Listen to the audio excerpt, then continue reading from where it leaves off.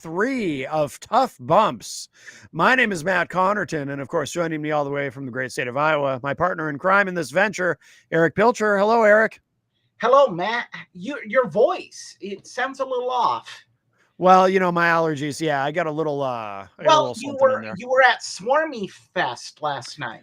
Yeah, that's true. Yeah, Swarmy Fest. I was the MC for the night, so I got to announce all the bands. And although I try to do it a little different. I try not whenever I do that, because I've done a lot of that. Because of the radio show, I get invited to do these, and whenever I get to MC an event and introduce the bands, I try not to do the cliche sort of, hey, is everybody having a good time? Are you ready to rock? Because I hate that shit. It's so cringe. Yeah. So I try to put a little bit of a different spin on it and add a little bit of humor, but not like force myself to be like the stereotypical radio DJ who's just way too excited to be on stage. But yeah, it was a lot of fun. Swarmy Fest 4, it was a big success. We had a great time this year at that's good.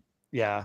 Yep. And Jenny sold some of her artwork. We had a table set up and Jenny sold some stuff too. So it was a really good night all around. So, well, man, all I did is watch college football for close to 12 hours. Wow. That's a long time, college football. But you love it. So that's what counts. Yeah, I know. That's like people sit there and they're like, really? And it's like, you obviously are not a fan. No, me? If you were, you would really appreciate that. Yeah. I'm so ignorant about sports ball. I don't even know how many innings are in a football game. Well, it's quarters. Oh, so what is there, like 6? 4. 4? Well, that's very convenient. Yeah, right. 4 quarters. Well, you got to make it easy for us people to understand. So you think I'm falling for that? 4 quarters. Come on. Whatever. You have a bridge you want to sell me to? Jeez. There can't be 4 quarters. It's got to be more than that. Every football game I've ever been subjected to seemed like it was 8 hours long. It's got to be at least 12 quarters. Nope. It's 4. If you say so. 4 15-minute quarters. That would mean the game's only an hour. Okay, now I'm definitely not falling for this. Well, I mean, you know what? We're getting off track here. Isn't the Super Bowl like 11 hours long or something? I mean, please. I with pregame, yes. See, yeah. You're not fooling me. But we are, of course, streaming the show live as we do every Sunday night. So hello to our live viewers and listeners. Feel free to chime in the chat room, and of course, but most of you will get the show in the podcast version. And please subscribe to Tough Bumps in your podcast platform of choice. We appreciate that. And well, episode 23, we've been remarkably consistent. We have, again, we're not here without our listeners and our audience. And so thankful for everyone who joins us weekly, whether it's live, whether it's via the podcast, no matter what it is, very thankful. Absolutely. We appreciate all of you. What should we, so we've got a few news items. What should we go with first, do you think? Do you have a preference? I would go with the biggest story, I guess, when you walk out. Yeah. There have been many famous walkouts in the history of professional wrestling, of course, over the years. But this particular one involves a couple of people who most of you have probably never even heard of. Let me grab a picture of them. Actually, here, we'll pull up the picture, and then we'll let those who are viewing the YouTube feed can decide if these people even look remotely familiar. But probably not, because, well, one of them used to be Tegan Knox, I believe, in NXT. Yes. Now she is known as Nixon Newell. Yes. And then the other one, what is her name again? Something Elise, but Miranda Elise. Miranda Elise, and neither of them AEW contracted talents, but they had an opportunity recently. Yes, they are. They are? I didn't think they were signed. Yes, I believe. Are you sure? Tegan Knox is. She was actually signed to AEW? I believe so. Okay. I mean, I thought they were both. It would be rather well, smart of AEW to. Well, regardless, it's of small relevance to the story. Well, I think it is relevant because this was a big opportunity for them. These are two wrestlers who largely unknown, Nixon Newell and Miranda Elise, and this was their chance, get national TV exposure, hopefully furthering their careers on a national promotion.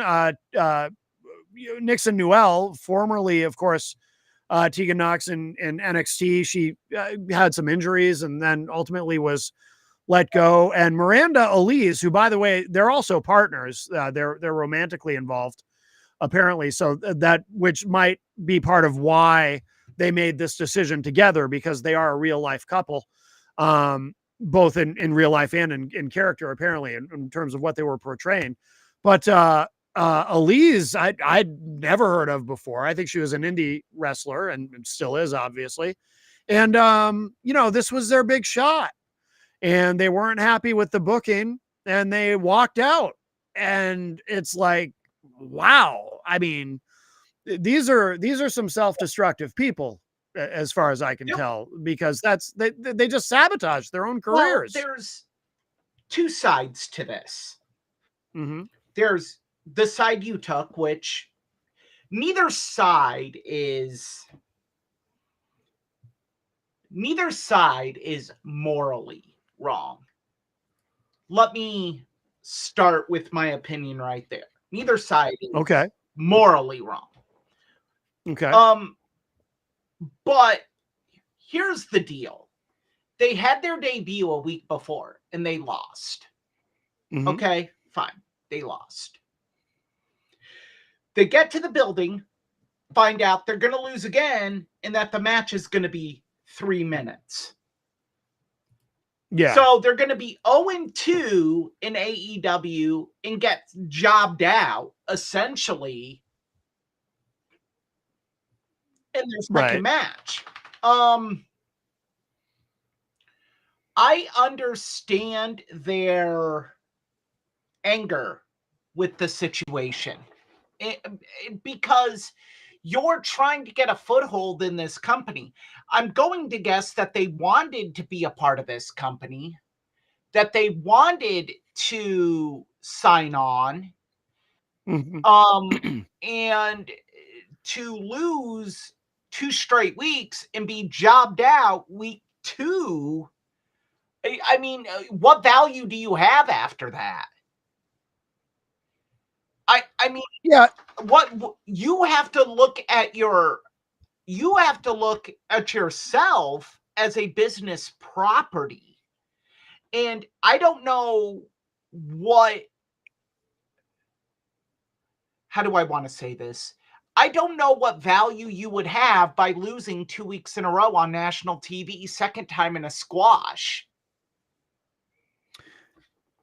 Okay, but isn't the to walk out is unprofessional. Yeah. I'll say that, but yeah, my deal is this. I've never understood a promoter, whether it's WWE, the old NWA, WCW, going up to talent and saying, you have 3 minutes. The hell are we doing? One, that's insulting to the talent. 2, you'd be better off splitting that 3 minutes up, giving it to another match, giving it to another spot on the show.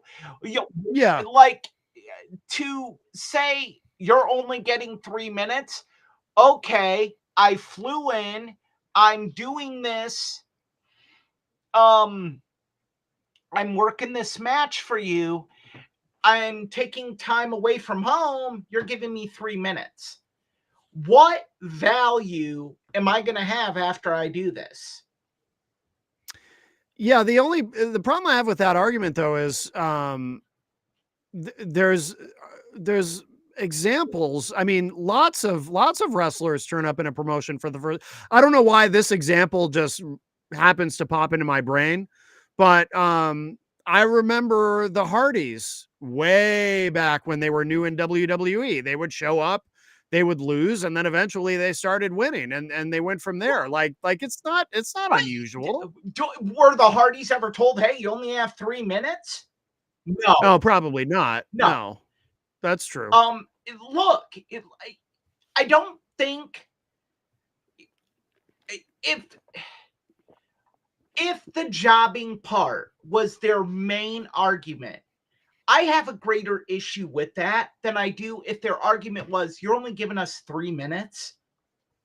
If their argument was, "You're only giving us 3 minutes," I'm looking at it just like I looked at Naomi and Sasha Banks when they walked out. Mhm. Like, get the F out of here. I ain't doing that. But if you're refusing to job to 2 contracted talents, and that is your top argument, pay your dues. Yeah, well, that's how I look You're at not, it. but then I go back to that 3 minutes, and it's like, if that's a part of it, then I get it. And Nah, I mean, you're jobbing them out. Like, what are they going to show you in 3 minutes? yeah, but regardless, so I don't like my 3 minutes, and I don't think it's going to do me any good. So I'm just going to wreck my career by ruining my reputation in the wrestling business, and so now everyone thinks I'm hard to work with. They didn't wreck their careers. Oh, I think they No. did. I think they're screwed. No. Who's going to want to work with them now? Look at the reputation they've already established for themselves with this shit. No, I think they're screwed. No. Oh, I think they are. You can survive a walkout. You can survive a walkout. When you're Stone Cold Steve Austin, you can survive a walkout. When you're a couple of nobodies, they're not nobodies. You mean to tell me if we had to look up their names? We didn't know who these women were. We had to look up their names. Okay, but if you saw an indie promotion poster in Manchester, New Hampshire that said "in featuring Nixon Newell, FKA, Tegan Knox," you'd be like, "Oh, I know her." I'd have to think about it because I don't even remember her from NXT, to be honest. Anyone that's a major WWE fan is gonna know her because they know her from NXT. Numbnut. I really, I'm sorry, but I don't think they destroyed their careers here. I think they have. I think they'll be booked on indie shows. I think. I'm not saying they won't get booked on indie shows, but what major promotion is gonna want these two? You mean to tell me Juggalo Championship Wrestling with Vince Russo isn't gonna jump at the chance to book these two? Bro, sister.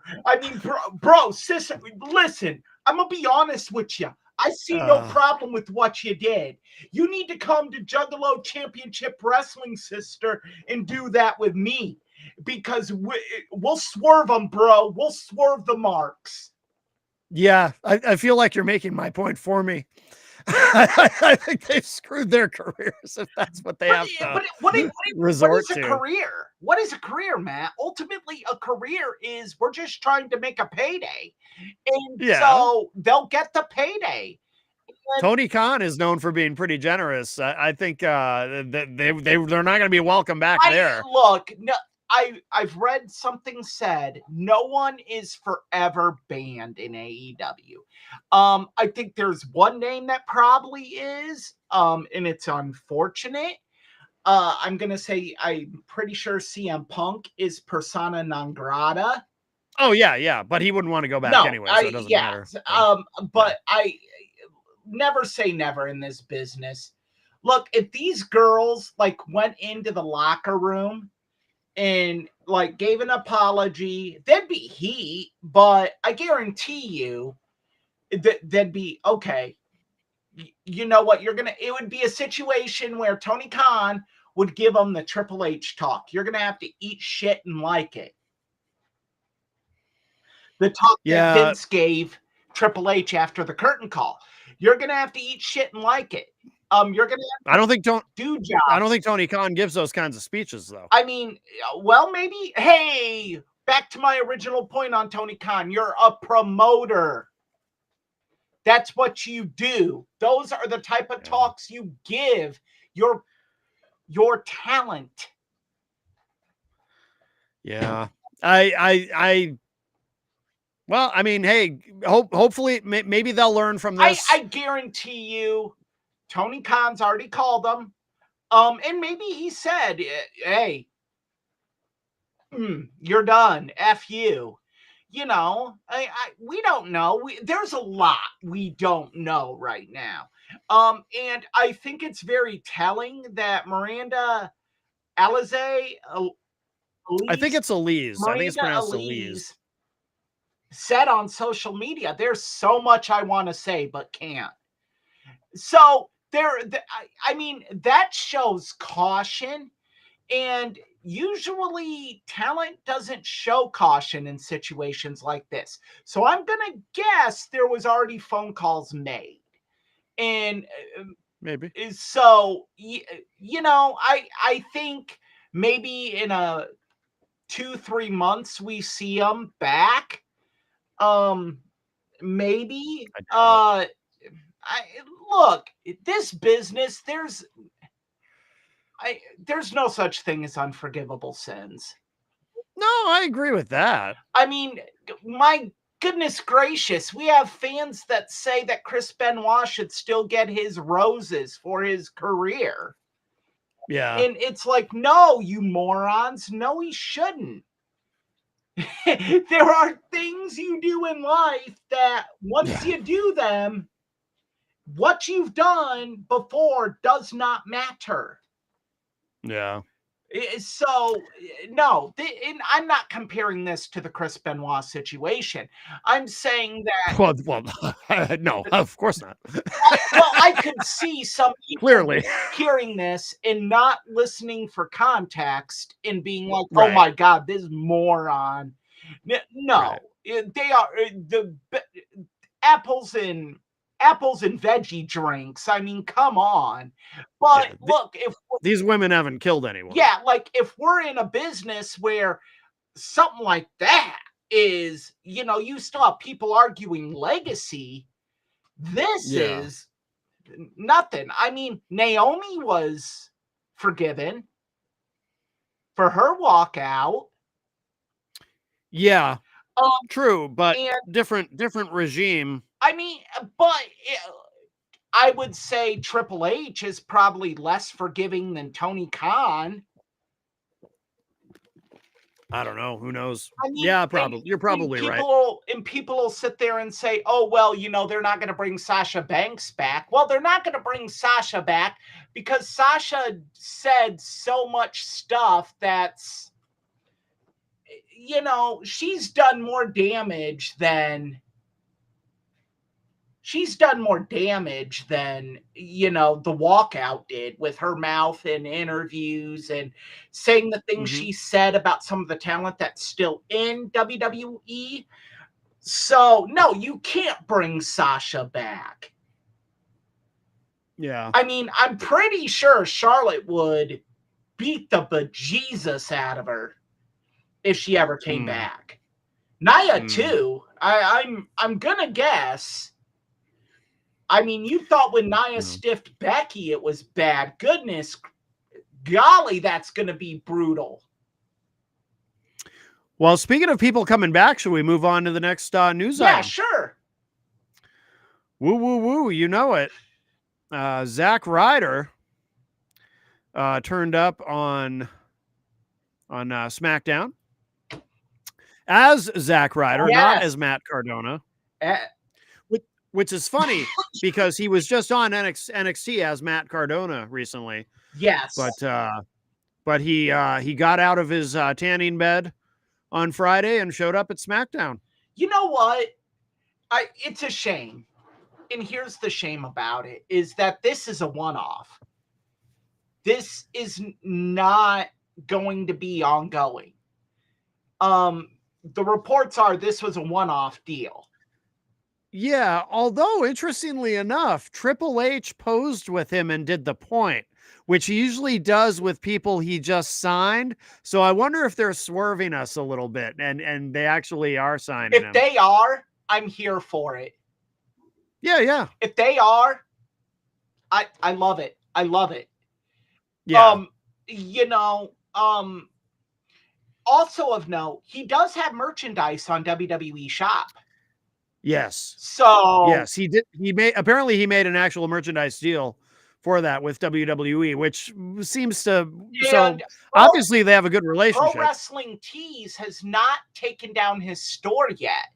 Usually, when someone signs back with WWE, there's a, hey, you have this many days to get your Matt Cardona merchandise. Take an extra 20% off with code Cardona. Because they just want to make as much as they can off of it. And they haven't done that as of airtime. So yeah, I'm gonna lean towards it is a one-off.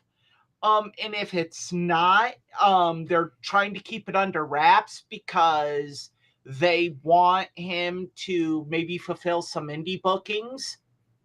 Yeah. I'm sure he'd like to be there too with his wife Chelsea Green, of course. Well, the main thing there is I'm pretty sure he would be on SmackDown.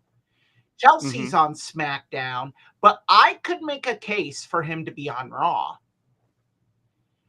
Yeah. A feud with him and LA Knight would be amazing. Even tagging him with LA Knight would be amazing.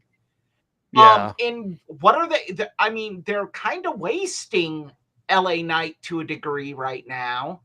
So why not?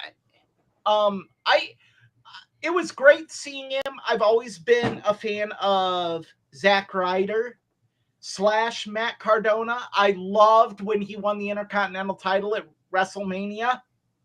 Yeah. I think that was one of the great moments in WrestleMania lore. And then the next night dropped it back to Miz. But yeah, it was great. So I was happy to see him. I think he's, you talk about a guy that left and, he reinvented himself. I mean, people talk about Cody and Drew doing that and they don't say anything about Matt Cardona, but this guy went out and did a 180 of everything we thought about him. Right. He's been in death matches. He's been in technical matches. He's traveled the United States. So, yeah. Yeah, and he also, he was one of the first guys who really used the internet to get over outside of the promotion. Well, he did that while he was, sorry to cut you off. He did that when he was with WWE. Right, but he created his own push. Yeah, with Z True Long Island Story. Yep. And giving himself the internet title and all of that. That was amazing. And yeah. I think if he did that now, could you imagine if the current regime was in charge then? What they would have done? Right. Oh, yeah. Man. Vince didn't get it. Vince didn't get anything that's 21st century. Right. So, yeah, Hunter would have ran with it. Yes. Hunter would have, Hunter probably would have put him in exclusive matches on his YouTube channel. Yeah. I mean, yeah. There's a lot that they could have done. And from what I recall, though, didn't they eventually sort of take that over? Didn't WWE kind of say, "Hey, let's," They, like they got involved, and then it kind of ruined the whole thing, yeah, right? they got involved and they like made it just wasn't the same, and it just Yeah, eventually went the way of the dodo, but yeah. they also missed the momentum of it. They Mhm. jumped on at the tail end and tried to make Yeah, it a WWE production, and it's like, "No, yeah. you can't make this a WWE production. This is a Matt Cardona production. This is like, let it be. Let it be gritty. Let it be different." Yeah, yeah. Um, we should mention too. So Cardona was at the launch of AEW, or close to the beginning there. He had a short term run in They AEW, but signed him to a one-off per show deal. And, yeah, that for some reason they didn't want to sign him long term. well, I mean, I have a theory, and it's nothing substantiate. I have no like evidence to support my theory, just a theory. Yeah, You already had the Elite doing BTE on YouTube, and Matt Cardona was big on social media. They probably were like, no, we don't want to deal with that. And let me be honest here. Matt Cardona does just fine working indie shows. oh yeah, There it's been very successful. he's in charge of his brand. There is literally nothing that he is going to there's nothing that he there's nothing he will do that he doesn't want to do. Right. And I mean, so he was probably just like, you know what? You guys are going to pay me a little bit less. I'm going to have to travel less, but I'm going to see less of my fans. I'm going to stay indie. Mm, I'm going to have to change things. Yeah, not really. And then lo and behold, he gets the TNA deal, and hmm. things worked out well for him. Yep. Yeah, they did. Yeah, things have worked out very well for him. So, all right. Well, should we move on to our next news item? Yes. So, SmackDown, which is the show that we just saw Matt Cardona on. I'm sorry, Zack Ryder on. We saw Matt Cardona in NXT. SmackDown is apparently going back to 3 hours. Oh boy. Yeah. Do you think it's too much? Yeah. I had a private chat with Easy G Ah, yes, Easy G. of Matt Connerton Unleashed fame. Yep. Um, Yep. and we both, him and I generally don't agree on professional wrestling. Um, Yeah. but we agreed on this. It's too much. I mean, I Hmm. don't think you have enough talent on SmackDown to fill 2 hours, Mm. let alone three. And 2 hours is already a bit much in the dog days of pro wrestling, August to March. Hmm. Like, you're asking people to dedicate 3 hours away from sports ball time, Matt. I'm sorry. You're asking people to dedicate time 3 hours away from football, college football on Hmm. Friday Hmm. nights. Yeah, to watch SmackDown, or 3 hours on college football Saturday to watch SmackDown on the next day. Yeah. Um, and I don't think they have a network after a certain amount of time in 2026. What do you mean? Their contract with USA will be up. Really? Already? And In 2026? it's either mid or late, I believe. Oh. So I think that, I don't know. Maybe they're planning to move it to another night. But I don't know what night works, because you Mm. have Raw on Mondays, NXT is on Tuesdays. Tuesdays, Wednesdays you have TNA, I believe. Yeah. Do they move it back to Thursdays and go up against Dynamite? Mm. And so yeah, I think it's a bit much. I don't know what they have for 3 hours because Raw has scaled down since they went to Netflix. Yeah, I remember reading an interview where Triple H said he felt that the sweet spot for Raw was 2.5 hours. That two hours wasn't enough, but 3 hours was too long. So they were trying to kind of average 2.5, And which which I agree with them. I think Actually, they I do agree with them quite on that. well, but I would say that Raw probably has more talent than SmackDown. Hmm. Um, and some of the people in the photo is on our screen. Sorry to those that are on the podcast, they cannot see it, but some of these people aren't on SmackDown anymore. You know what they could do? They could sign Nixon Newell and Miranda Elise to SmackDown. They could Help round out the roster. and they'd have longer than 3 minutes. That's right. That's right. Yeah. I don't know. I just think it's too much. And I mean, you're gonna do what? NXT's 2 hours, isn't it? Hmm. Okay, Yeah. so right now, 4.5, 6.5 hours of pro wrestling. You're going to take it up to 7.5 per week, and Yeah. that's not even on weeks they have a premium live event, Yeah. and that's just WWE. That's not AEW. Yeah. Yeah. They can, I mean, pull some more people up from NXT, I suppose. I mean, that is what NXT is for in theory, although. But then you run the risk of pulling people up before they're ready. Huh. I feel like that risk is low. There are people in NXT who've been there for years who are just perpetually NXT talents. It's interesting to me. The way NXT operates is interesting. But I also think there are some people that just want to stay in NXT. Oh yeah, yeah.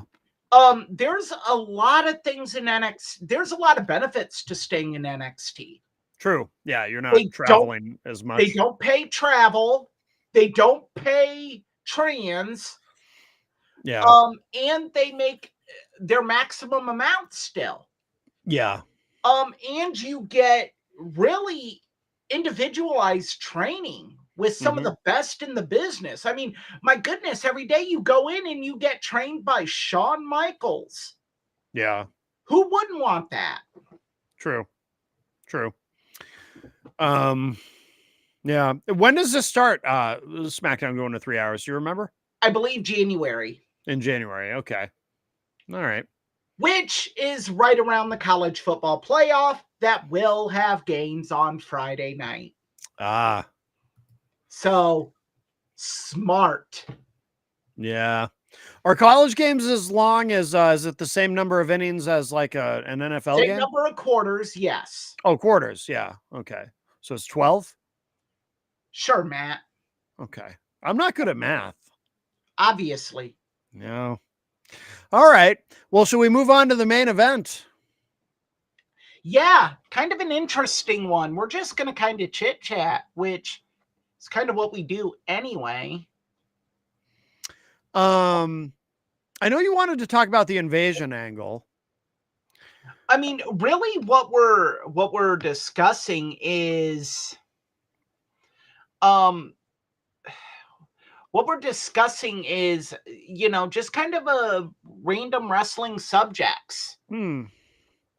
Well, I think the invasion angle is an interesting thing to start with because, well, for two reasons. One is I have a thought about that I've literally never heard another human being anywhere express. Ooh, this could be interesting. And I know you've got something about this that people don't know. Well, no, it's not insider info. It can be found, but it's something most people aren't aware of, right? From what you were saying, and it's something so simple. Yeah, it's something so simplistic. Okay. Okay. So yeah, I mean, it really is. Should I tell you? Well, I'll tell you. I'll tell you my idea about the invasion angle, and then maybe what you share will change my mind about it. But so when of course, for people who don't know, I mean, if you're watching or listening to this podcast, I'm sure you're familiar with the invasion angle, where WWE purchased, Vince McMahon purchased WCW, effectively ending the Monday Night War and winning the Monday Night War. And WCW then became, well, it's more complicated than I'm making it sound, but obviously all the intellectual property was then now owned by WWE, and the contract situation was a little bit complicated because That's W what's where that? that's where my information comes in. Okay. So a big part, everyone always says a big part of why the invasion angle failed was because so many of those contracted wrestlers, instead of accepting a deal with WWE, they had these guaranteed contracts. They could just sit out because AOL Time Warner still had to pay them. So a guy like Goldberg, for example, instead of just immediately signing with WWE for less money, he could just sit at home and collect the money. Yeah, go ahead, Eric. There's something, there's a key point you're forgetting. Yeah. 2 key points. Okay. 1, WWE lowballed all the WCW talent. Oh yeah, yeah.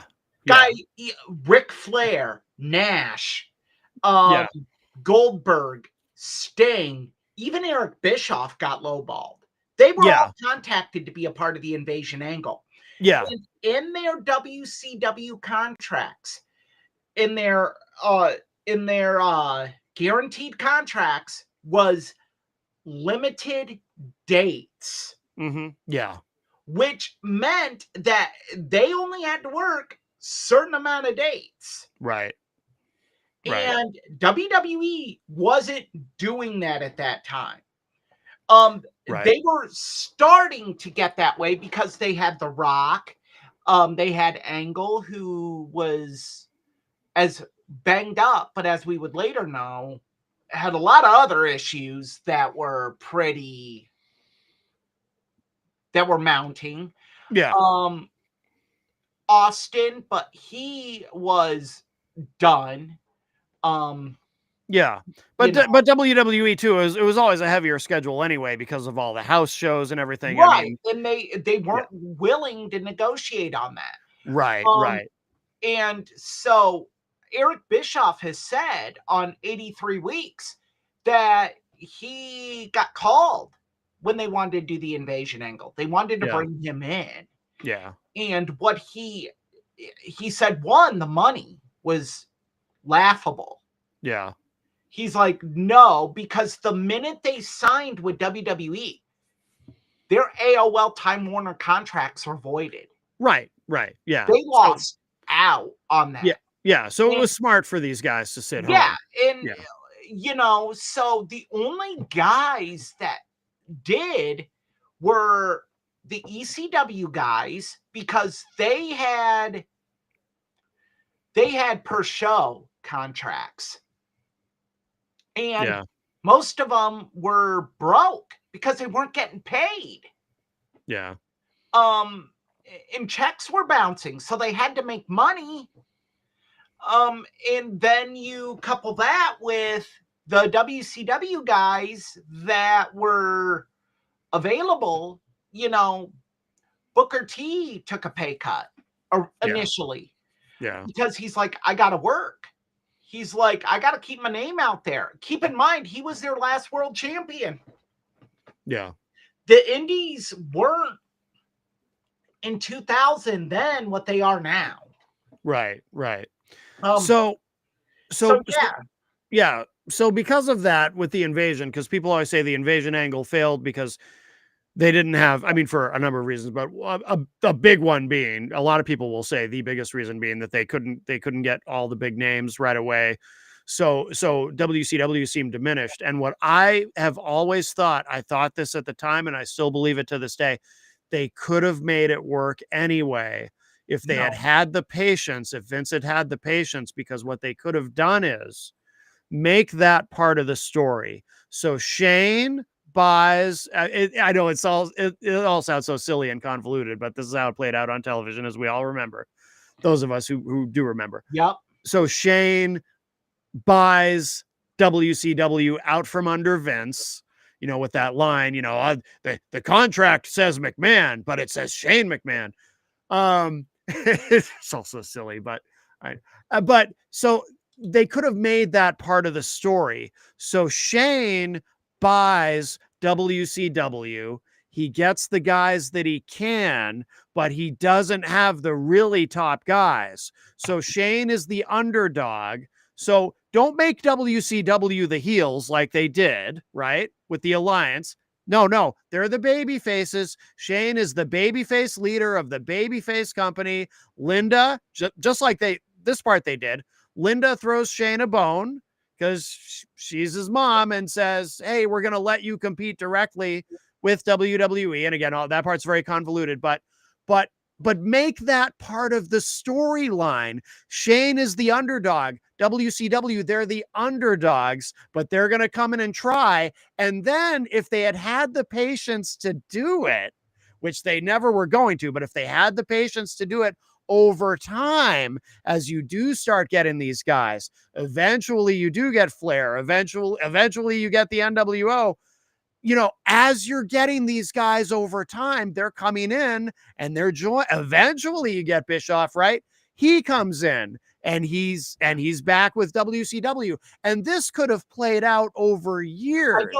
It could have been done. I am convinced it could have been done if they had the patience and if they had make it a part of the story. This is what Shane has to do. This is the hill he has to climb to make WCW successful. It could have worked. I firmly believe that. I'm going to disagree. I know everybody disagrees with me on this. No, I'm on an island on this one. I know that. No. It's a good theory. One, they never would have gotten Eric Bischoff. Not at that time. I firmly believe Eric Bischoff was so devastated over not being able to buy WCW. They could have given him anything and he wouldn't have done it. He was checked out on pro wrestling at that point. Yeah, if they'd written him a big enough check, though, he would have come. I don't. He was. He did eventually. He did a year later. Well, that's the thing. That's what I mean. That's why I say if they had the patience, but that's to play it out. That's 2 years. So what? And no, it's 1 year because it was 2001 when Invasion happened. Okay, yeah. See, they could have. No. Also, here's another reason the Invasion angle didn't work. Mm-hmm. In order for a wrestling invasion to happen, why did the NWO work? Let me. The biggest invasion angle ever. Why did it work? Well, a few reasons. It was something cool and different and new, and because you had the WCW workhorses all available. Yeah. You had Flair, Sting, Luger. You had those mainstays all available. Right. For the NWO to beat Arn Anderson, for the NWO to beat the holy hell out of. Right. Who did WWE lose right before the invasion angle started? The Rock? No, he was already gone. Oh, I don't know. Who did they lose? Triple H blew out his quad. Oh, Triple H was the workhorse of WWE at that time. He was the guy. Yes, Austin had the strap, but Triple H was the bell cow. Triple H was the go-to. I believe if Triple H were still healthy and Triple H were available, the invasion angle would have worked. Because I guarantee you Kevin Nash would have signed on. I guarantee you Ric Flair would have signed on. Yeah. Well, maybe. I don't know. You know, those guys would have signed on. And it would have made more sense to have X-Pac involved. Yeah. Because then you had the angle and you had the conquering WWE hero dying on his sword to protect the company. Triple H drove a tank to Monday Night Nitro. Now he's gonna have to fight them off every week. But by God, he's the game. He can do it. Would have been great. Yeah, would have been great. I agree with you. Yeah. That's why it didn't work. They didn't have that WWF mainstay that fans could resonate with. Austin had turned heel. At that point, Austin was ruined. Austin was damaged goods. Well, they also did all kinds of weird shit where they put him and Angle into the. They were trying to find that mix, trying to find that guy who could be the knight in white armor for WWE, and they never could find it. So in order for you to hate a heel faction, you don't even need to have a face faction. You gotta have a face that 90% of the crowd gets behind. WWE did not have that. And so you have ECW, and you tried to make ECW heel. No way in too. Yeah. What? They screwed. No way in hell was you had Rob Van Dam and Tommy Dreamer come out through the crowd. No way were people gonna boo those two. Right. No. Like, they should have done it. WCW, WWE are feuding. Let them feud for a couple months.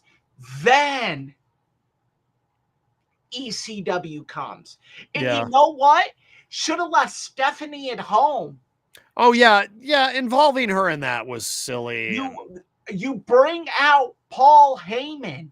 Yeah. You have Paul Heyman cut one of his brilliant promos and say, Vince, you and WCW ruined talent ECW built. Yeah. I made Chris Benoit the Crippler. I made Chris Jericho. I made Rey Mysterio. Yeah. What have you guys done to them? Made them comedy acts? Right. I made Dean Malenko.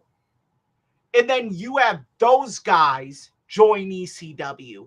It would have been over like Rover. Oh, I agree. Yeah. And changing the WCW logo.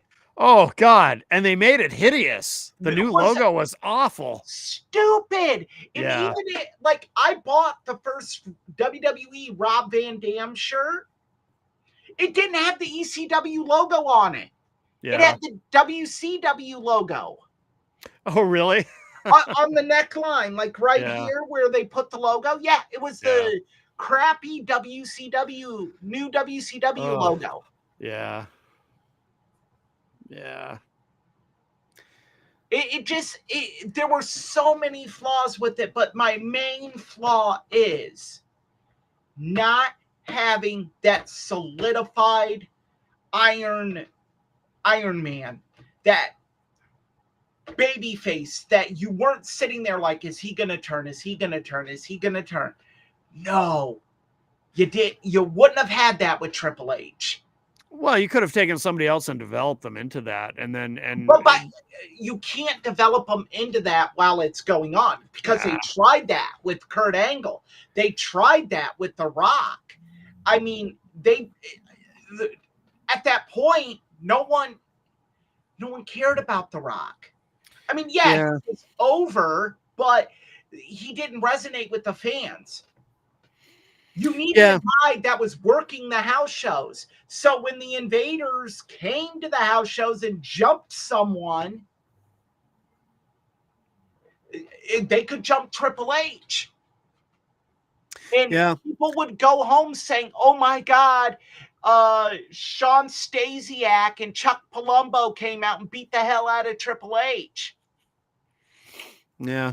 I still think with a little bit of patience and creativity, they could have really done something great Um, regardless, I but mean, it will be, to me, that is one of the biggest what ifs in pro oh, yeah. wrestling history. Yeah. What if it was done right? And what if, Vince said, "We'll honor your contracts." Oh, so what's the thing that you wanted to, Yep, it was the contracts thing, because not a lot of people know that.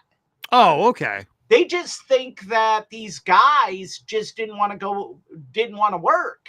Oh, okay. Yeah, no, I've always been aware of that. Yeah, they would have been foolish to, I mean, like yeah. Goldberg with the money he was getting for just Well, sitting out his Goldberg, shockingly enough, Goldberg wasn't offered during the invasion angle.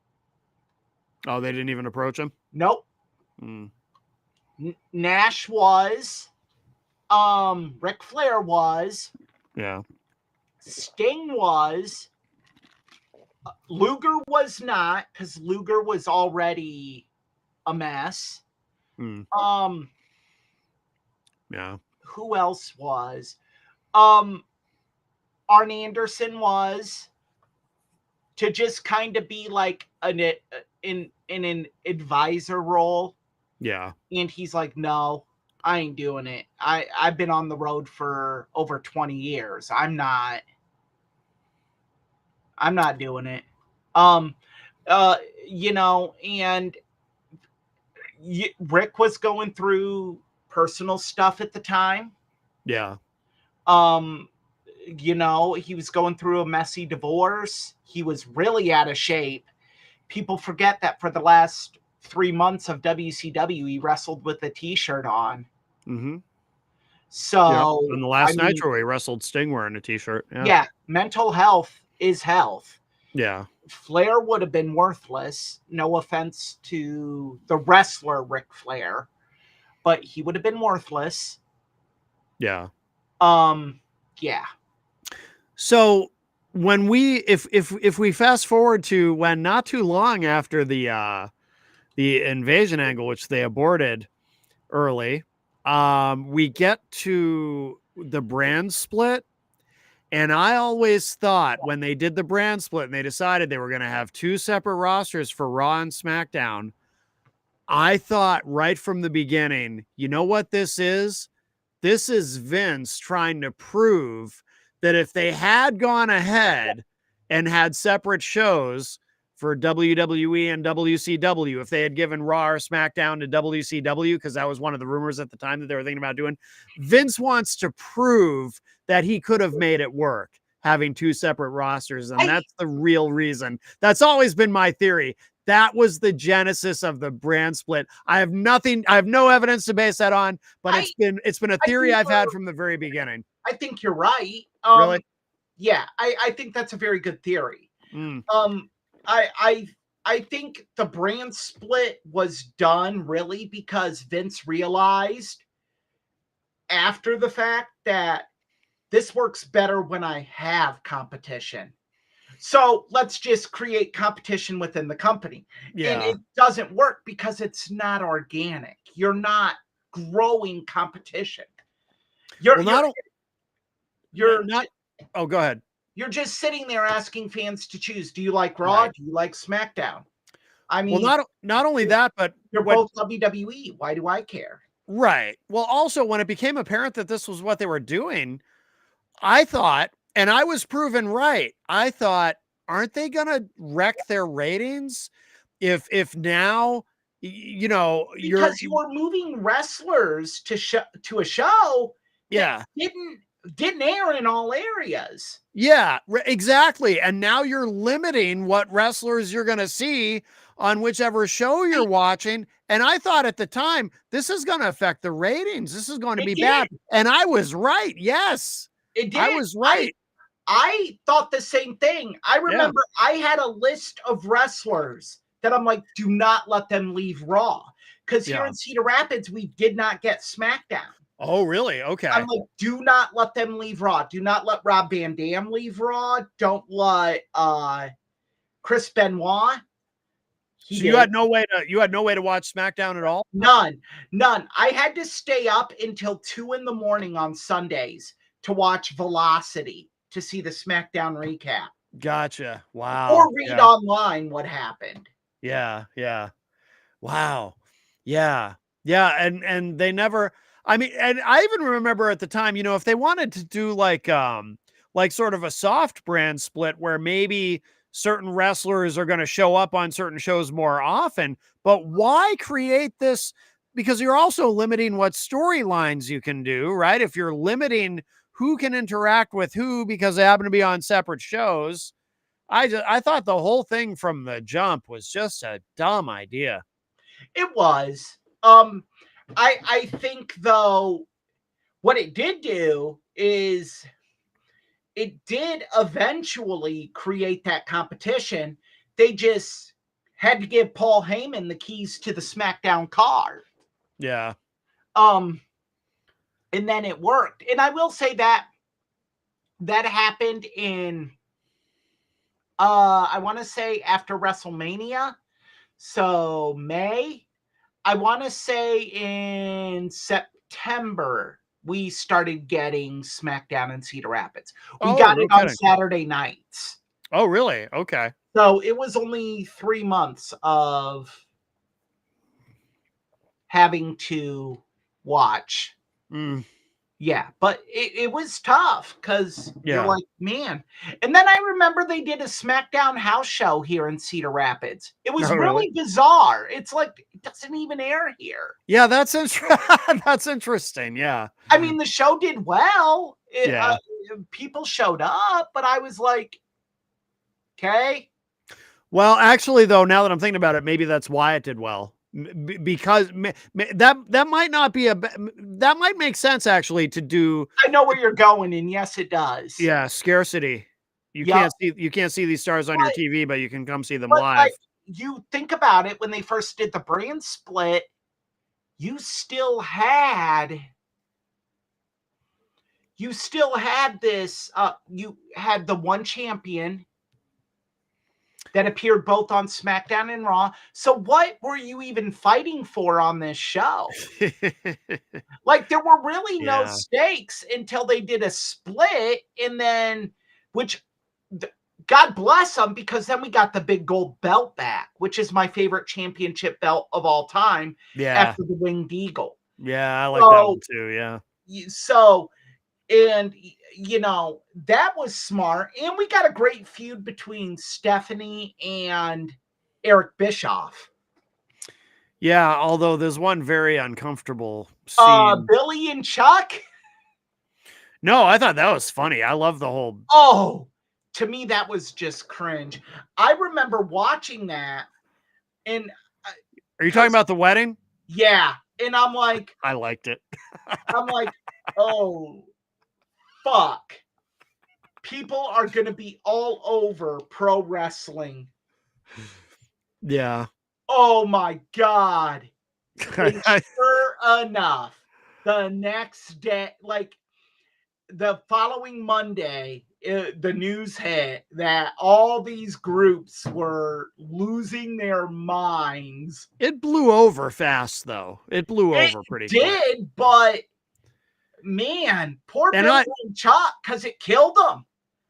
Like, yeah.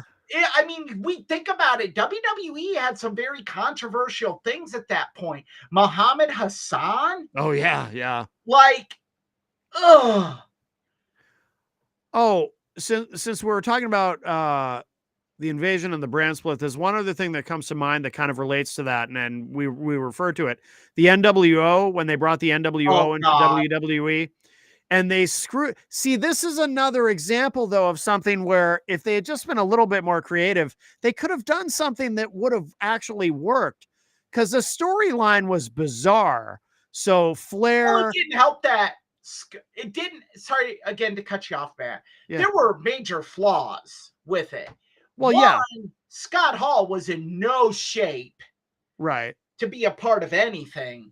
Yeah. At that point in time, that was. Yeah. That was awful. Secondly, neither was Sean Waltman. Right. Third, I have an unpopular opinion. Yeah. it shouldn't have been Rock Hogan at WrestleMania. It should have Really? been Austin Hogan. Yeah. That would have been Uh, interesting. because you do Rock Hogan, where do you go from there? The Rock was leaving shortly after WrestleMania. Yeah. There's nothing left after that. True. You're doing it to do it, and you could have done it the next year at WrestleMania in Seattle. Yeah. I firmly, and I will always believe it should have been Austin. Mm. And had it been Austin, I don't believe Austin would have walked out when he did. Oh, yeah, maybe. Yeah. No, there's no maybe about it, because that was really because that's when he walked out the first time. Right. Is Right. when he was doing the stuff with Scott Hall. Yeah. And Austin couldn't even pull a good match out of him. I mean, Jesus Christ. I They know. had Austin pouring beer on him with a gag in his mouth, and he was on Anabuse. Anabuse, yeah. Like, yeah. The thing I wanted to say though about the NWO coming in too, though, that was so, I thought it was very bizarre the way they did it. They've got the storyline with Flair is now half owner of WWE, so you've got the rivalry between Flair and Vince, and then so Vince he must have just taken some acting classes that he wanted to show off or something, because they do this series of vignettes with Vince backstage talking about how he's so distraught. He's having a nervous breakdown because he's so distraught about Flair to inject it with poison. Yeah, I'm going to kill my own creation, and I'm going to bring in the NWO to do it. He turns the chair. The NWO. Yeah. That was so bizarre. And I don't know why they didn't go. What they should have done is go with something much more simple and obvious. Vince wants to get Flair out of there. So he's so desperate to get rid of Flair. He's going to do the ultimate thing that no one would have expected. He's going to bring in the NWO to get rid of Flair. That is so obvious and logical storytelling, but no, they've got Vince having this nervous breakdown and he's going to kill his own creation. It's so fucking weird. But the other option just makes such obvious sense. Just pay-per-view they debuted at. Yeah.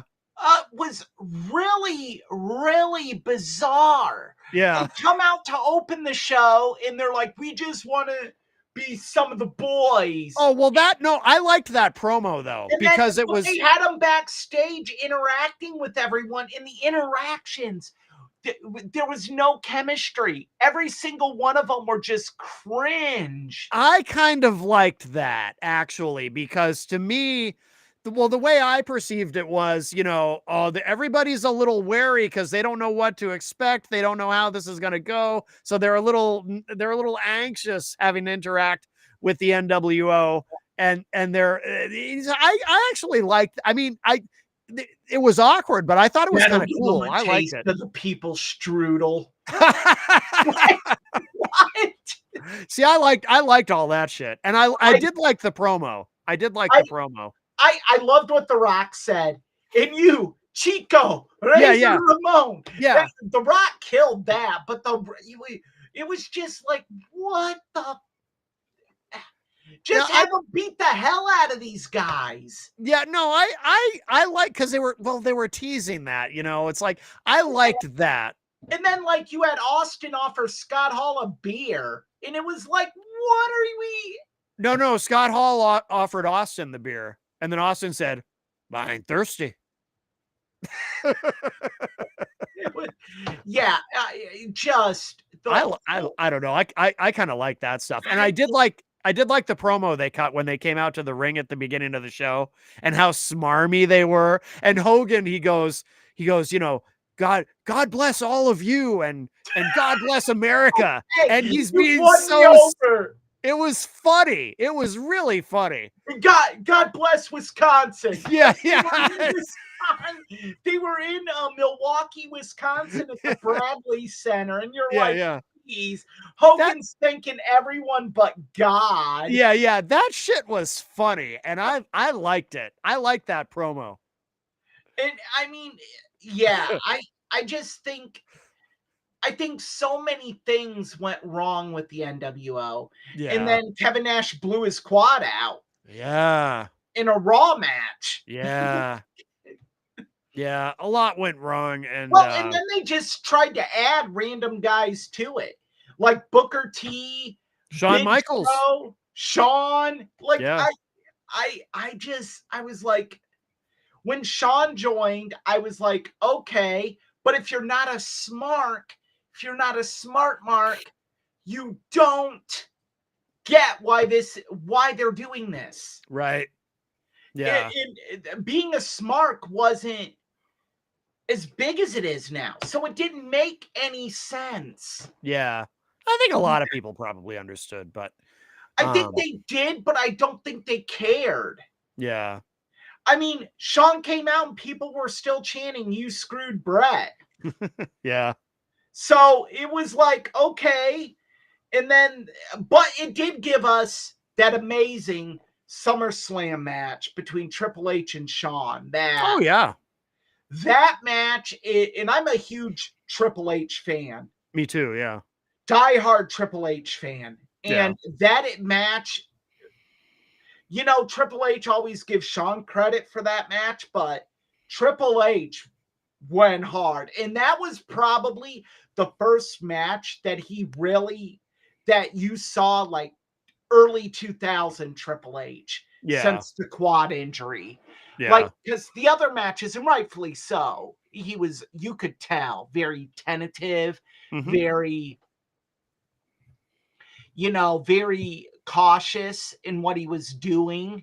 Yeah. Like the undisputed title match he had with Hogan at Backlash was, yeah. that was bad. Yeah. I mean, and I blame Hogan for that. Yeah. But yeah, I think that was the match when Triple H got it back. Yeah. Yeah. And that was awesome. And then we got the greatest match, in my opinion, between those two, the 3 Stages of Hell match they had at Armageddon, with the street fight, the steel cage, and then the tables, ladders, and chairs. Yeah. And Shawn just took one hellacious bump to end that match. Yeah. Getting shoved off the ladder through a stack of tables. Yeah. Yeah. And I believe Ric Flair got hard weighed in that match. Either that or Flair just bladed because he's Flair. And well, Flair could just punch himself in the forehead and start bleeding. I don't think he did. I haven't watched that match in many years, but I'd have to go back and watch it. I'm pretty sure he hard weighed because there's a spot where Shawn goes to super kick Hunter. He hits Nate. Nate does a spin and he doesn't get his hands up in time on the guardrail, and his head just biffs on the top of the guardrail, and I think it hit that scar tissue just right. Yeah. And busted him like he was gushing. Yeah. Yeah. Yeah, it was like, I remember watching it live and seeing that spot and like, ugh. Like, because he did, yeah. I don't know if Flair wasn't where he was supposed to be, if Shawn moved too fast, he missed something, got Flair just mistimed it, whatever. Yeah. Yeah. But he almost missed the spot where he had to go in and push Shawn off the ladder, push the ladder. Oh, really? Yeah, because you see Shawn's like having to ad-lib because he's reaching for the title and he keeps grabbing his back. Like, oh, my back's hurt, my back's hurt. You just kind of see him kind of look real quick each time to see if Flair's moving. Yeah. What? Yeah. Like, Nate doesn't even know where he's at. Yeah.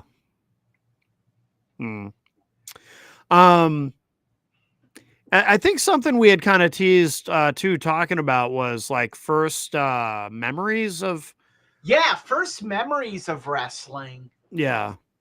I mean, I can tell you in my case, the first I'm sure I've told you this before. The first storyline I got really invested in as a kid. Well, the first one I got somewhat invested in would be Hogan versus Andre, the build up to WrestleMania 3. But the first one I got really heavily invested in was Hogan versus, of course, my beloved Macho Man Randy Savage, my all-time favorite. That was the first. That was when I was really fully hooked. That saga. My earliest memory of wrestling was watching on WTBS, the Superstation. Wasn't WWE.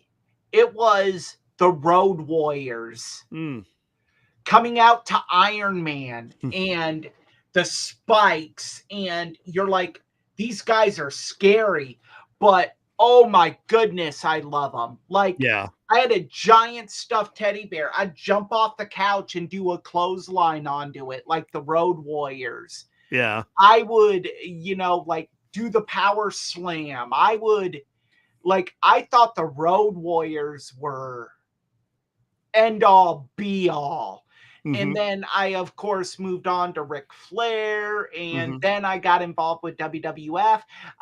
For me, WWF was, I don't know. As a kid, I never, like, I liked Hulk Hogan, like all kids did. But I never was really, I don't want to say I wasn't big into him because I was, but I always liked the guys who looked normal. Yeah. Like Roddy Piper interested me. Yeah. To me, there was no one that I could see out and about that looked like Hulk Hogan. Yeah. So Hulk wasn't normal. Right. But I could see a guy like Roddy Piper working a construction site minus the kilt. Right. Yeah. So, but I think the first storyline that I ever got invested in was when Ric Flair retired, when Ric Flair came back to WCW from WWF. And he had the feud with Hulk Hogan, and they're like, if you lose this match, you're done. You cannot ever wrestle again.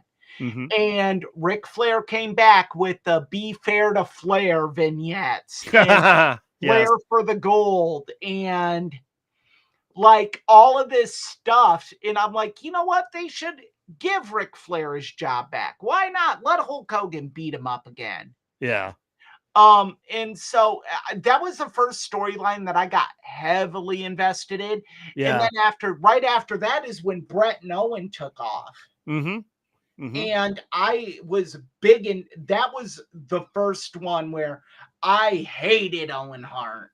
Yeah. How could you? Your brother did everything for you, and you're just jealous. And I was into that too. I was really into that storyline. And then when Bret lost to Owen at WrestleMania 10, I was like, but I remember they had me hooked on it at that point because I had to see SummerSlam.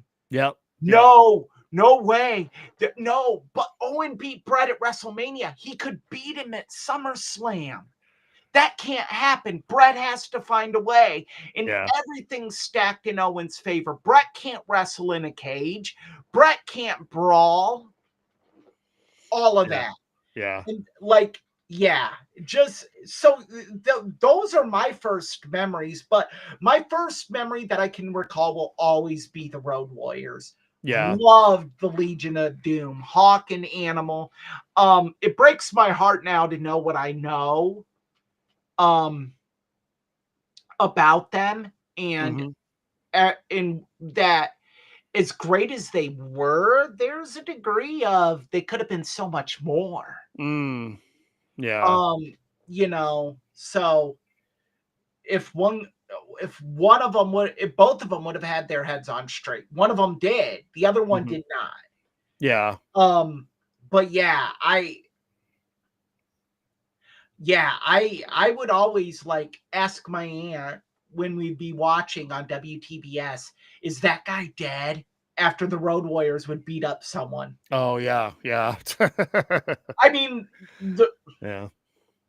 the guy probably wished he was dead after Right. that, 'cause I watch him now and I'm like, Yeah. Jesus, Yeah. what the hell? Yeah.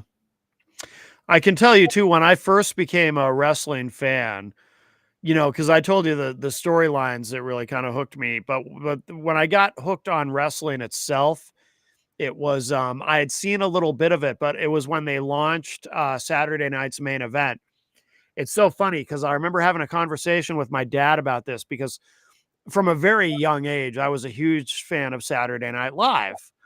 And there was this news story on the radio about how, and this isn't what ended up happening, but I remember this, according to this news story, once a month, Saturday Night's Main Event, I'm sorry, Saturday Night Live would be preempted by this new show called Saturday Night's Main Event, which was going to be wrestling. And I wasn't into wrestling yet. And I was such a huge SNL fan. I remember telling my dad, I was like, oh, that's too bad. I don't like that.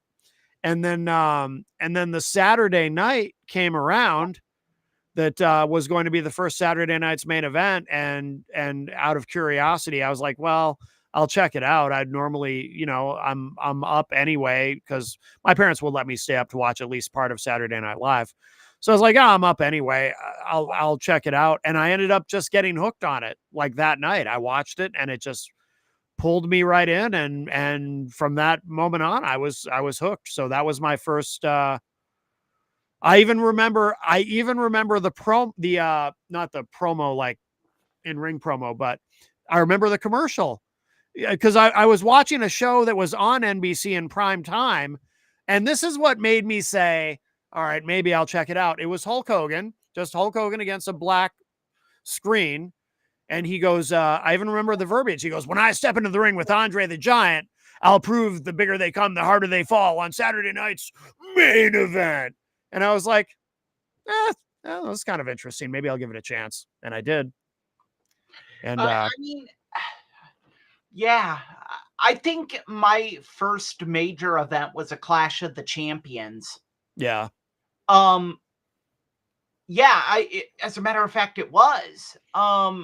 I remember it was summer, but I could only stay up until 9 o'clock because I was yeah, still a kid.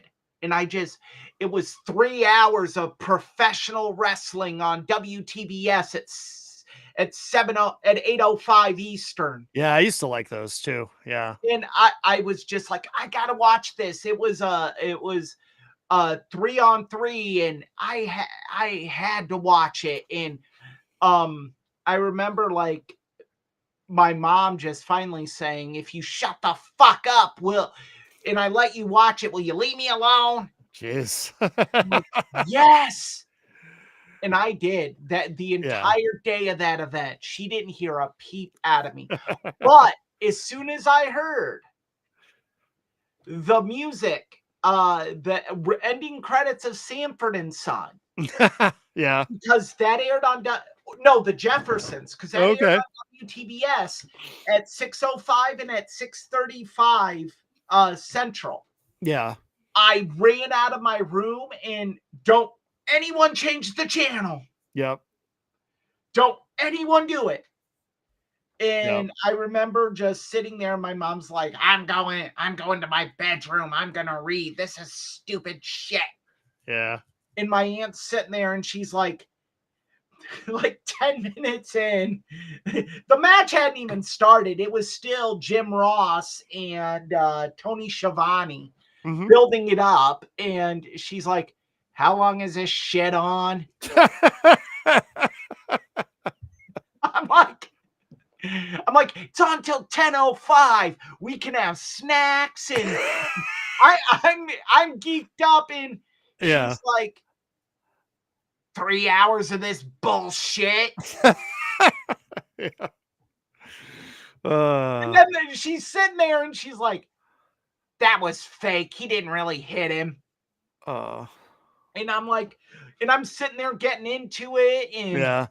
I have Yeah. my toy wrestlers out and yeah, I'm all in, and my aunt's just sitting there with her black velvet and Pepsi, just like ripping on it the whole time, just like this is some shit. Did she end up watching the whole thing with you or no? Right when it was over, she's like, "You're going to bed." No, but she did stay up and watch it. She did. Did she end up enjoying any of it? No. Oh no, okay. Because sometimes people get like what happened to me. No. Like sometimes people get hooked. To this They day, don't expect to like it, but they to get this hooked day, when into I it. bring up pro wrestling with my beloved Aunt Cindy, Yeah, that stupid shit. really. Yeah, Yeah. she but you know, she would always like support it and Yeah. like she would always she worked the second shift for this animal control here in Cedar Rapids. She would always go to the local grocery store and get me the dirt sheets, Oh, the aftermath. the aftermath. Oh, I used to love those. The aftermags. The Yeah. wrestler, and Yep. I don't think you have this one. Yeah, because there were like 3 or 4 different ones, right? There was PW Illustrated and No, Pro Wrestling Illustrated, The Wrestler, yep. Inside Wrestling. Inside Wrestling. Yep, I remember that one. Yep. Yep. And then I forget the other one. Oh, Wrestling All Stars. Okay. Yep. Wrestling All Stars always had the cool pinups Okay. and the posters. Yeah. Like the giant posters, you were so careful that you didn't want to rip them. Mm-hmm. And Yeah. they were in the center of the magazine. Yeah. Yeah. So yeah, she would or like when she worked at the airport and I was like 3 or 4 years old, the wrestlers were flying out of the Cedar Rapids airport and she went and got their autographs Oh wow. and brought cool. them to me. And she's like, they have to be some of the dumbest people I've ever encountered. She goes, some of them didn't even know how to spell Eric. Yeah, I don't believe that, do you? I mean, why would she? Well, actually, you do have an unusual spelling, though. I mean, why would she lie, though? Like, but I don't know, just to bust your balls, probably. I was 3 or 4 years old. Yeah. One human being. Well, my mom would have. Yeah. Really? Yeah. My aunt wouldn't have. Okay. No. Okay. She was very. And then when her son Adam was born, I got Adam into it. Yeah. So she's like, have to deal with this stupid shit even more. And Adam, it didn't last with Adam. Oh, really? Yeah. Adam became big into bikes and being outside and yeah, like building stuff as a kid and just so it didn't last. So she dodged a bullet, but Austin is her son, and we've seen how committed Austin is to this. Yes, absolutely. But she really toned down when she had Austin. Oh, okay. Because I've asked Austin, I'm like, how many times has she called wrestling stupid shit? She hasn't. Are you kidding me?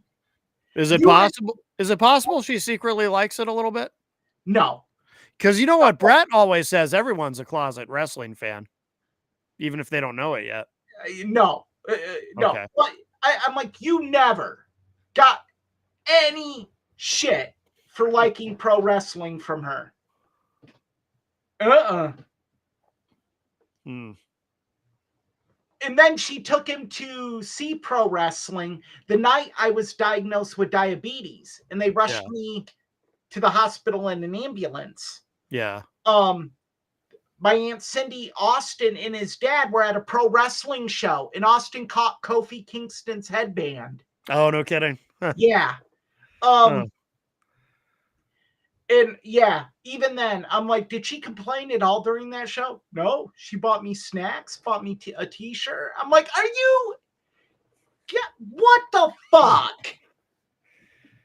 Maybe she secretly enjoys it. No, she told me. I'm like, so how'd you enjoy wrestling? Stupidest shit I've ever seen. She goes, sitting there, I can't believe I wasted over $100 on tickets to this. Maybe she protests too much. And I'm like, and in my head, I'm like, and you didn't say any of this to Austin. No, I caught all this shit growing up. Yeah. I'm like, yeah. So I will say this on air right now. Austin, I softened her up for you. Yeah. If it wasn't for me subjecting her to all the wrestling I subjected her to growing up, you wouldn't have had it as easy. Mm-hmm. Yeah, that's funny. That's funny. Well, we're coming up on 90 minutes. Should we start to wind this one up? Yeah, I think we've covered. It's good to just kind of have one of these freestyle shows every once in a while, I think. Yeah. Where we just kind of chat with no real format. Yeah. I mean, yeah. So no, I think this is good, and we'll definitely have to do it again. Yes. Because yeah. And then what did we say was the main event for next week? Next week, we are talking about the match beyond.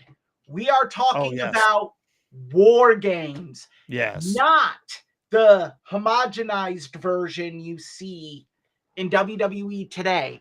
We are going to talk about the NWA version. How did it come about? Where did it come from?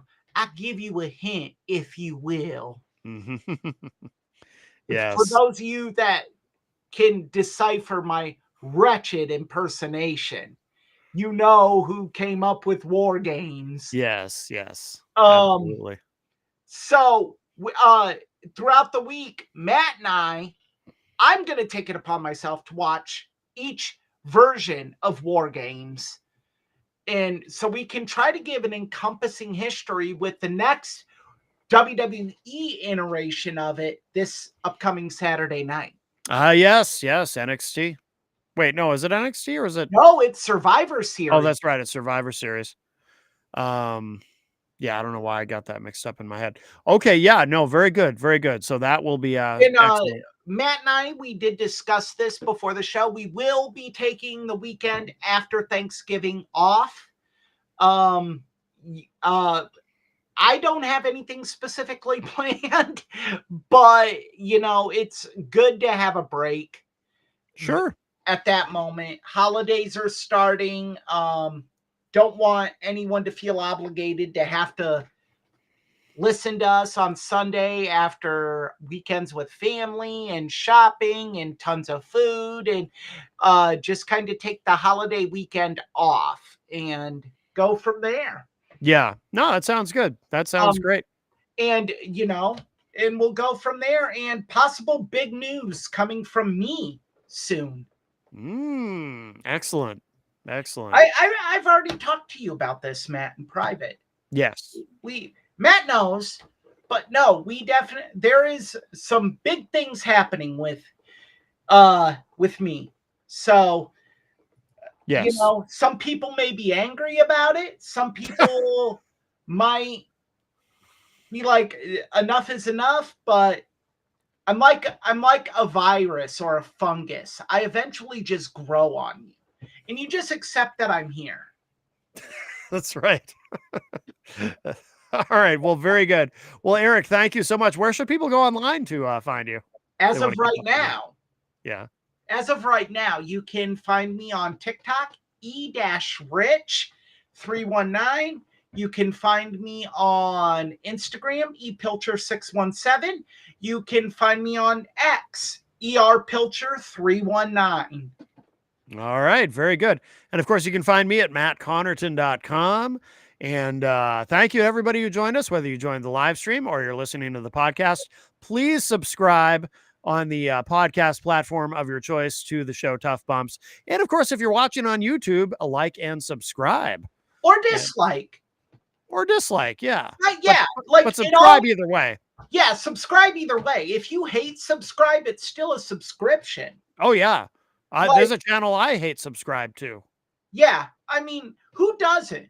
Yeah. So please subscribe. If you think we suck, comment we suck.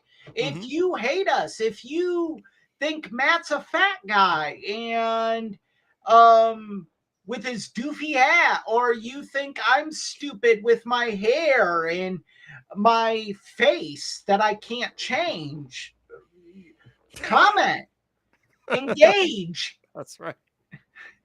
We will not chase you away. Speaking of hair, I'm finally getting a haircut Wednesday. So if anyone's wondering. Well, I need to, because I mean, I've changed my hairstyle up a little bit. Yeah. It's getting shaggy on the sides and back. I would like to keep it down to like a one guard on the sides and back. Yeah. And my sideburns are becoming a little uneven right here. So they'll have to even those up. Yeah. Every time I say I'm not going to grow my hair out long again, I end up, I always say this is the last time. This is the last time. Getting too old for that. It is so much hair care is so much easier for men than it is women. Oh, definitely. It is. Like, I hear what women spend on really good haircuts, and I'm like, you're out of your fucking mind. Oh, yeah. No, we do have it much easier with that. I'm like, I spend $20. Call it a day. Yeah. And one female I was talking to, she's like, I spend that to get in the door. I'm like, what do they do for $200+? I'm like, there better be a happy ending that's included with this. And it better be a female. And she's like, well, I don't know what a happy ending is. And I'm like, okay, you need to go to Google and go to incognito mode first and type in what is a happy ending. And you'll find out real quick. That's right. I'm like, so yeah, if you're going to charge me $200 for a haircut, she's like, well, I get it highlighted and detangled. And oh, well, yeah, that adds up. Yeah. You can detangle it at home. Scoop the shampoo into your hand, let it sit, let it sit, wash, rinse. Yeah. Detangle with the comb. What the? Yeah. I don't get it. But their hair is way harder to take care of than ours. It is. I agree. I was told that I brought it up to other women and I was told I was insensitive. Right. And I'm like, well, fuck you too. Well, on that note, that concludes episode 20. I have alienated the entire female fan. Yeah. There's that demographic. Fan sphere of Tough Bumps. Yes. That's all right. They'll be back. All right. They'll be back like Tegan Knox and her girlfriend. And the other one, yeah. Yes, they'll be back, damn it. I don't know. All right, that's going to do it. Episode 23 of Tough